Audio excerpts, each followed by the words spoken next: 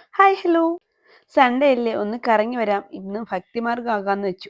ഇന്നത്തെ യാത്രയിൽ കാശിയില്ല കേട്ടോ. ഞങ്ങൾ 3 മാത്രമേ ഉള്ളൂ. പോകുന്ന വഴി നമ്മുടെ തോട്ടത്തിലെ കുറച്ച് പച്ചക്കറി ഉണ്ടായിരുന്നു. അത് കടയിൽ ഏൽപ്പിക്കണമായിരുന്നു. അതെല്ലാം കൊടുത്തു കഴിഞ്ഞ് നമ്മൾ സ്പോട്ടിൽ എത്തിയിട്ടുണ്ട്. ഇത് നമ്മുടെ കാട്ടിൽ മേക്കതിൽ ക്ഷേത്രമാണ് കേട്ടോ. നമ്മൾ വണ്ടി വന്നിറങ്ങിയിട്ട് പിന്നെന്താ ജങ്കാറിലാണ് അമ്പലത്തിലേക്ക് പോകേണ്ടത്. അതായത് കടലിൻ്റെയും കായലിൻ്റെയും നടുക്കായിട്ടാണ് ഈ അമ്പലം സ്ഥിതി ചെയ്യുന്നത്. അവിടെ ഇങ്ങനെ കണ്ട് കണ്ട് പോകാൻ കുറേ കാഴ്ചകളുണ്ട്. ഒരുപാട് കച്ചവടങ്ങളും കാര്യങ്ങളും. ഉത്സവ സീസൺ ആവണമെന്നൊന്നുമില്ല. ഇവിടെ എന്നും ഇങ്ങനെ തന്നാണ്. പക്ഷെ ഞങ്ങൾക്കൊരു അബദ്ധം പറ്റി. കുട എടുക്കാൻ പറ്റിയിട്ടില്ല കേട്ടോ. കുട എടുക്കാത്തതുകൊണ്ട് ഭയങ്കര വെയിലുമായിരുന്നു. നമ്മുടെ ഈ കടൽമണലില്ലേ, കടൽമണലിൽ കൂടി ഇങ്ങനെ നടക്കുമ്പോൾ താഴേന്നും മുകളിൽ നിന്നൊക്കെ ഭയങ്കര ചൂടാണ്. ആര് വന്നാലും കുട കൊണ്ടുവരണം. അത് മസ്റ്റാണ് കേട്ടോ. ഞങ്ങൾ അങ്ങനെ അമ്പലത്തിലെത്തി. അവിടെ എന്നും ചോറൂണും അതുപോലെ എന്താ എഴുത്തിനിരുത്തും കാര്യങ്ങളെല്ലാം നടക്കുന്നുണ്ട്. അങ്ങനെ ഞങ്ങൾ മണിയൊക്കെ വാങ്ങിയിട്ട് കെട്ടാൻ ഇങ്ങനെ നിൽക്കുകയാണ്.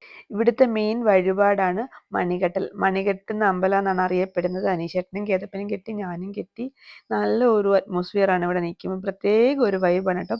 അങ്ങനെ പൊങ്കാലയിട്ട പായസമൊക്കെ പ്രസാദമായിട്ട് ഞങ്ങൾക്ക് കിട്ടി. അതും കഴിച്ചു. പിന്നെ അമ്പലത്തിൻ്റെ പ്രസാദമായിട്ടുള്ള കഞ്ഞിയും പയറും ഉണ്ടായിരുന്നു. അതും കഴിച്ചിട്ട് നമ്മളിനി വീട്ടിലേക്ക് പോകാമെന്ന് വിചാരിച്ചു. ഓരോ ആഗ്രഹങ്ങൾ നടക്കാൻ വേണ്ടിയാണ് ഈ ആളുകൾ മണി കെട്ടുന്നത് പ്രാർത്ഥനയോടെ. അങ്ങനെ മണി കെട്ടി ആഗ്രഹം സാധ്യമായി കഴിഞ്ഞാൽ പൊങ്കാലയിടും.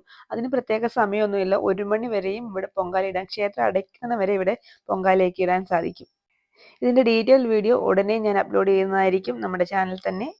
അപ്പം പിന്നെ നമ്മൾ തിരിച്ചു പോവുകയാണ്. തിരിച്ച് ഞങ്ങൾ ആ 1 മണിക്ക് പോകുമ്പോഴും ദാണ്ടെ ജങ്കാറിൽ ആളുകൾ തിരികെ ഇങ്ങോട്ട് വന്ന് ഇറങ്ങിക്കൊണ്ടിരിക്കുകയാണ്. ഇനി ഇവരിറങ്ങിയിട്ട് വേണം നമുക്ക് കയറാനായിട്ട്. അങ്ങനെ ഞങ്ങൾ എങ്ങനെയെങ്കിലും വണ്ടിയിൽ കയറി.